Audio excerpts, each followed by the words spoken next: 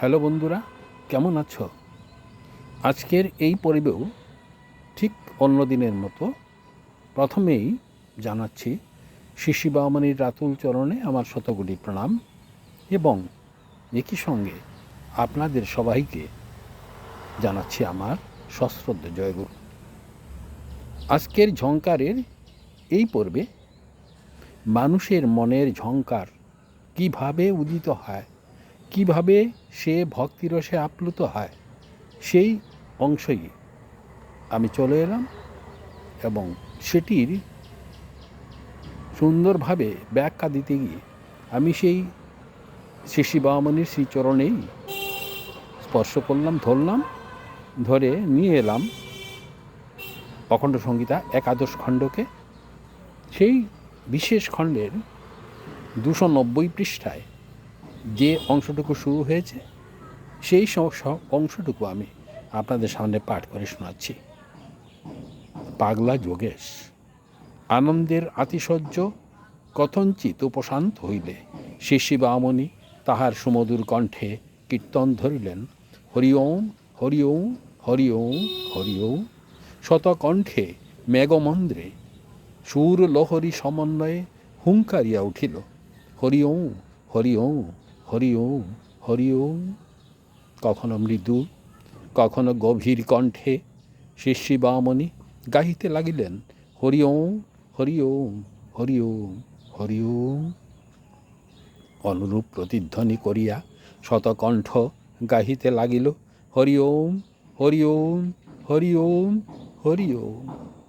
চম্পকনগর নিবাসী একটি দীর্ঘকেশ গৌরতনু যুবক এক লক্ষ্যে শিশি বামনির শ্রীমুখ পানে নির্নিমেষ নয়নে তাকাইয়া অবিরাম অশ্রু বিসর্জন করিতেছিলেন। সহসা শিশি বামনি এই যুবককে বক্ষে জড়াইয়া ধরিলেন। যুবকের দেহ নিস্পন্দ হইল, হস্তপদ শিথিল অপ্রযত্ন হইল। সংজ্ঞাহীন হইয়া যুবক শিশি বামনির পাদমূলে ঢলিয়া পড়িলেন। ভক্তপ্রবর গিরিশচন্দ্র চক্রবর্তী ছুটিয়া আসিয়া যুবকের দেহলতা ধরিয়া দেখিলেন, শরীর হিম হইয়া গিয়াছে, শ্বাস প্রশ্বাস নাই।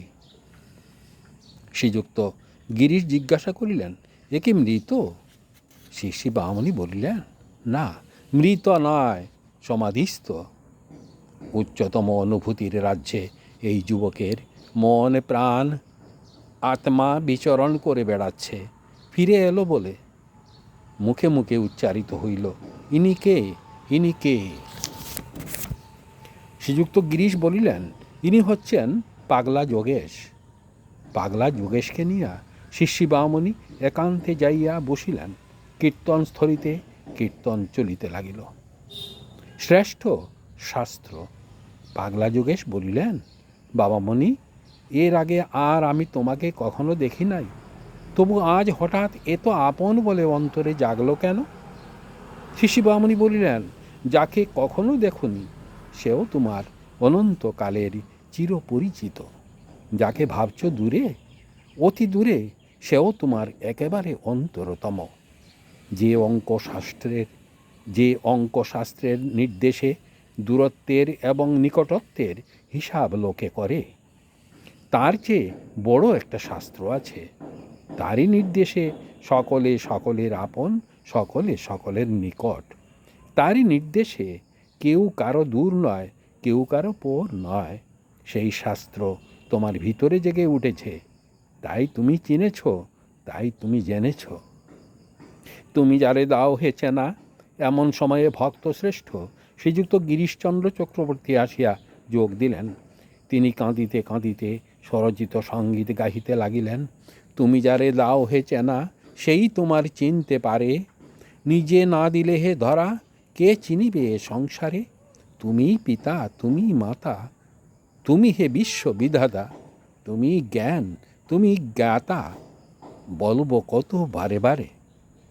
গুরু তুমি, শিষ্য তুমি, তুমি আকাশ, তুমি ভূমি। গ্রহতারা নক্ষত্রগণ তোমারই রূপ প্রকাশ করে। তোমায় ভুলে অনিত্যেতে স্ত্রী পুত্র বিষয়ে মেতে দুহাত ভরে দুঃখ কুড়াই সংসারে সুখ হাড়ে হাড়ে। গিরিশ বলে দাও চেনা দাও, গিরিশ বলে দাও চেনা দাও, তোমার কুলে নাও টেনে নাও, জীবন যে মর বৃথাই গেল বিষয়ে বোঝা নিয়ে গাড়ে।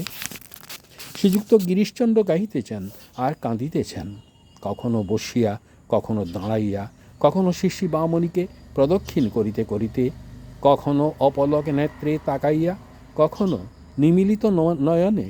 গিরিশচন্দ্র কেবলই গাহিয়া চলিয়াছেন, তুমি যারে দাও হে চেনা, অন্তরে তর অন্তরতম। শ্রীযুক্ত গিরিশচন্দ্রের ভাবের আবেগ একটু কমিলে শিশি বামনি স্বরচিত সঙ্গীতে উপদেশ দিলেন, অন্তরে তর অন্তরতম ভুবন মোহন হরি, করিছে বিলাস সুগোপনতম বাসনার রূপ ধরি। যা ছিল অচেনা প্রেমে হলো কেনা, প্রদানে আদানে জমে গেল দেনা, এ যে তাঁরই দায় মন কি বোঝে না, তাই ভয়ে থরথরি, কাঁপিছে হৃদয়ে কি জানি কি হয় করিয়ায় সংসারী। তুই যাঁর ওরে সংসার তাঁর, সব ভুলে তাঁরই হাতে দেরে ভার, তাঁহারই বিষয় তাঁহারই বিকার, কোনো লাভ নাহি ডরি, নির্ভয়ে তুই আগাইয়া চল, লাজ ভয় পরিহরি। ছুটিতেছে মন সংসার পানে, তোর প্রভু জেরে আছে সেইখানে, সংসার তাঁর মধুর লীলার, যাস না রে বিশ্বরী। নিজেরই নিজে দেখিবে চাখিয়া, তাই নীল সব গড়ি, তুই তিনি তোর বাসনাও তিনি, লালসা লাস্যে তাঁরই কিঙ্কিনি, বাজে তাণ্ডবে প্রাণ উন্মাদিনী, চিত্ত মথিত করি, ভয় বিতাড়িয়া সাহস করিয়া, লহরে তাঁহারে বরি।